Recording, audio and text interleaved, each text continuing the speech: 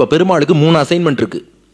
இவர் உருவாக்கிய மதுகைட்டபர்களை அழிக்கணும், அவன் வேதத்தை மிஸ்யூஸ் பண்ண முடியாதபடி சீக்கிரம் வேதத்தை அவன்கிட்ட மீட்கணும், பிரம்மாட்ட வேதத்தை மீண்டும் கொடுத்து படைப்பு என்பது தொடரும்படியாக செய்ய வேண்டும். இப்ப பெருமாள் 3 காரியம் பண்ணணும். இந்த 3ஐயும் செய்வதற்காக பகவான் ஒரு அவதாரம் எடுத்தான். அந்த பெருமாளைத்தான் இங்கே சேவித்துக் கொண்டிருக்கிறோம். ஞானானந்தமயம் தேவம் நிர்மல ஸ்பட்டிகாகிருதிம் ஆதாரம் சர்வ வித்யானாம் ஹயக்ரீவம் உபாஸ்மகே என்னும்படியாக அந்த ஹயக்ரீவ அவதாரம் என்ற ஒரு அற்புதமான அவதாரத்தை இப்போது பகவான் எடுக்க போகிறான். குதிரை வடிவிலே அவதரிப்பது என்று பகவான் முடிவெடுத்தானா? எதுக்கு குதிரை வடிவத்தில் வரணும் அப்படின்னா அதுக்கு ஒரு 3 காரணங்கள் ஆச்சாரியர்கள் காட்டுறா. குதிரைக்கு சான்ஸ்கிரிட்ல என்ன பேரு? அஸ்வம்னா குதிரைன்னு அர்த்தம். இந்த அஸ்வம்ங்கிறதுக்கு இன்னொரு விளக்கம் இருக்கு. சான்ஸ்கிரிட்ல ஸ்வம்னா நாளைக்குன்னு அர்த்தம், அஸ்வம்னா நாளைக்கு இல்லைன்னு அர்த்தம். இத பெருமாள்கிட்ட பிரார்த்தனை பண்ணா நாளைக்குன்னு இல்லை, இன்னைக்கே அனுகிரகம் பண்ணிடுவாராம். நாளை என்பது ஹயக்ரீவருக்கு இல்லை. ஏன்னா இப்ப பிரம்மா எப்ப பிரார்த்தனை பண்ணாரோ அஸ்வம் நாளைக்கு இல்ல, இப்பவே வந்து அனுகிரகம் பண்றேன்னு பிரம்மாவுக்காக ஓடி வந்தார். அப்படி நாளை இல்லை இன்றே அனுகிரகம் பண்றேன்னு விரைந்து வருவதாலே அஸ்வம் குதிரை வடிவத்திலே வந்தார். 2வது விளக்கம் ஒண்ணு இருக்கு. இந்த மிருகங்கள்லயே வேகமா பயணிக்கக்கூடியது எதுனா குதிரை தான். குதிரையோட ஸ்பீடுங்கிறது வேற யாருக்கும் வராது. அது போல ஹயக்ரீவர் விரைந்து நமக்கு ஞானத்தை கொடுப்பாராம். ஹயக்ரீவரை மட்டும் வழிபட்டா, அதுக்கு தான் குழந்தைகள்லாம் எக்ஸாம் எழுதுறதுக்கு முன்னாடி ஹயக்ரீவ ஸ்தோத்திரம் சொல்லிட்டு போனா கிடு கிடு கிடு கிடுன்னு எல்லாம் ஞாபகம் வரும். அந்த ஞானத்தை விரைவாக கொடுக்கக்கூடியவர், அந்த நினைவாற்றலையும் ஞானத்தையும் கொடுக்கக்கூடியவர் யாருன்னா ஹயக்ரீவர். அப்ப அந்த வேகத்தை குறிப்பதற்காக குதிரை வடிவில் வந்தார். 3வது, குதிரைக்கு சக்தி அதிகமா. இந்த குதிரையின் இங்கிலீஷ்ல கூட ஹார்ஸ் பவர்னு சொல்ற பாருங்க, அந்த குதிரைக்கு பவர் ஜாஸ்தி. அது போல ஹயக்ரீவர் அந்த ஹார்ஸ் பவர், அத்தனை சக்தியோடு நமக்கு அனுகிரகம் பண்ணக்கூடியவர். அவர்கிட்ட இல்லாத சக்தியே கிடையாது. அப்ப விரைந்து ஞானமும் கொடுப்பார், ஹார்ஸ் பவர்ங்கிற சக்தியும் உண்டு. ஆஷ்வ நாளைக்குன்னு இல்லை, இப்பவே அனுகிரகம் பண்ணுவார். இதை உணர்த்துவதற்காக குதிரை முகத்தை எடுத்துக்கொண்டார். மதுகைட்டபர்களை தொடையில வச்சு அடிக்க போறார். சாகரேன்னு அவன் இப்ப சங்கல்பம் பண்ணிட்டான். சாகறதுக்கு முன்னாடி 2 பேரும் கை கூப்பி பெருமாள்கிட்ட ஒரு பிரார்த்தனை பண்ணானோ, பகவானே உன்னால் உருவாக்கப்பட்டவர்கள், உன் லீலைக்கு நாங்க பயன்பட்டோம், எங்களை நீ அழிக்க போற, ஆனா எங்களுக்கு மோட்சம் கொடுத்துடு, வைகுண்டம் கொடுத்துடுன்னு 2 பேரும் கேட்டாங்களாம். இப்ப திருந்தி, ஏன்னா பெருமாளுடைய தொடையின் சம்பந்தம் ஞானம் வந்துருத்து, மோட்சம் கொடுன்னு கேட்டான். பெருமாள் சொன்னாரா, மோட்சம் தானே, வரும் மார்கழி மாதம் வளர்பிறை ஏகாதசி என்று உங்களுக்காக வைகுண்டத்தின் வடக்கு வாசலை திறக்கிறேன், நான் முன்னாடி போறேன், என்னை பின்தொடர்ந்து நீங்களும் வைகுண்டத்துக்குள்ள வாங்கோன்ட்டார். அதே மாதிரி மதுகைட்டபர்களை வதம் பண்ணி, இது பாஞ்சராத்திர ஆகமத்துல ஸ்ரீபிரஷ்ண சம்ஹிதையில இந்த மேட்டர் இருக்கு. அவர்களை வதம் பண்ணிட்டு அடுத்து வந்த மார்கழி மாசம் சுக்லபக்ஷ ஏகாதசி என்று வைகுண்டத்தின் வடக்கு துவாரத்தை மதுகைட்டபர்களுக்காக பெருமாள் திறந்தார்.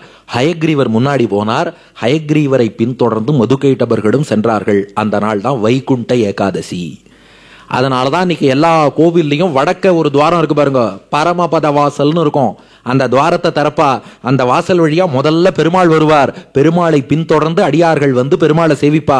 ஏன்னா அந்த மதுகைட்டபர்கள் உள்ள போகும்போது கேட்டுட்டானோ, இந்த நாள்ல நாங்க எப்படி வைகுண்ட வாசல் வழியா உள்ள வந்தோமோ, எங்களை போல யாரெல்லாம் உன் கோவில்ல வைகுண்ட வாசல் வழியா வராளோ எல்லாரையும் பக்குவப்படுத்தி சரணாகதி பண்ண வச்சு நீ எல்லாருக்கும் மோட்சம் கொடுத்துடு அப்படின்னு மதுகைட்டபர்கள் பிரார்த்தித்ததால் தான் இன்று வைகுண்ட ஏகாதசி என்றால் அந்த பரமபத வாசல் வைகுண்ட வாசல் என்பது கோவில்களில் திறக்கப்படுகிறது.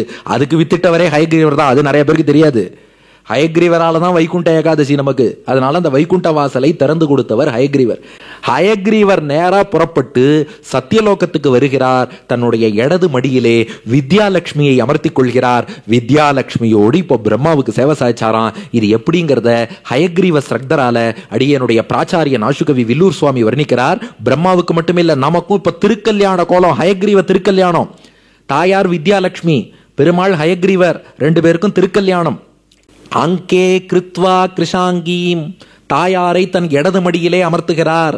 ஹிமகர நிலையகா, அவர் எங்கு அமர்ந்திருக்கிறார்னா சந்திர பிறையிலே அமர்ந்திருக்கிறார்.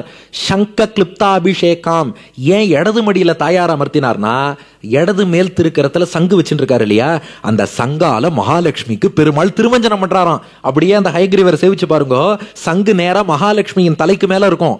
மகாலட்சுமியின் தலைக்கு மேல் இருக்கும் சங்காலே மகாலட்சுமிக்கு திருமஞ்சனம் பண்ணாராம். லட்சுமிக்கு குளிர்னுதான். ஏன்னா அது ரொம்ப கோல்டு மில்க், கோல்டு வாட்டர், அப்படியே லக்ஷ்மிக்கு குளிரா இருந்ததாம். உடனே என்ன பண்ணாராம், சீதை சம்வேபமானாம் இதர கரகதம் தர்ஷயன் சக்கரராஜம். இந்த கையில சக்கராயுதம் வச்சுட்டு இருக்காரு இல்லையா, இங்க இருந்து சக்கராயுதத்தை காமிச்சாராம். இதை பாரு, சூரியனை போல வெப்பமா கதகதப்பா இருக்கும். அப்போ சங்கால உனக்கு அபிஷேகம் பண்றேன், ரொம்ப குளிர்னா இங்க இருந்து சக்கரத்தை காட்டி அப்படியே உனக்கு கதகதப்பாக குளிர்காய்வதற்காக சக்கரத்தை பிடிச்சுக்கிறேன்னு இந்த கையில சக்கரத்தை பிடித்து கொண்டு ஆஸ்வாசிய ஆஸ்லிஷ்ய தாயார் அப்படி இருக்க அணைச்சுண்டு, இந்த இடது திருக்கரத்துல புஸ்தகம் வச்சுட்டு இருக்கார் பாருங்க, அந்த கை பார்த்தா மகாலட்சுமியை நன்றாக இருக அணைத்து கொண்டிருப்பார். ஆஸ்வாசிய ஆஸ்லிஷ்ய ஹேஷாமய மதுர ரவைஹி, தன்னுடைய மதுரமான, ஹேஷானா குதிரையினுடைய கனைப்பொலின்னு அர்த்தம். அந்த ஹயக்ரீவர் தனக்கே உரித்தான கனைப்பொலி, அதை பார்த்தா அப்படியே லக்ஷ்மியின் காதுல சொல்லுவாராம். ஏன்னா லக்ஷ்மியின் காது பார்த்தா ஹயக்ரீவருடைய திருவாய்க்கு பக்கத்துல வரும். காதிலே அப்படியே தன்னுடைய மதுரமான அந்த ஸ்வரத்தை வெளியிட்டு கொண்டு நித்தியம் சித்தரங்கே கலையத்து நடனம் மோதபோத ஸ்வரூபகா, ஞானானந்த வடிவமான ஹயக்ரீவர் நம்ம ஒத்தொத்தர் உள்ளத்திலும் தினந்தோறும் திருக்கல்யாண கோலத்தில் நாட்டியமாடட்டும்ங்கிறார் வில்லூர் சுவாமி.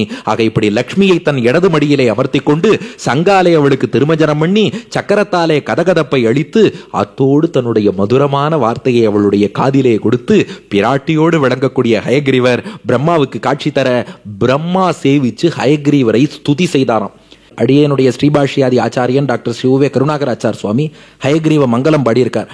ஹேஷாமிஷ மகாகோஷ வேதசாஸ்திர விகாரினே ஓஷதீஷாதிவாசாய ஹயக்ரீவாய மங்கலம் என்று ஹயக்ரீவருக்கு பல்லாண்டு பாடி நிறைவு செய்கிறேன்.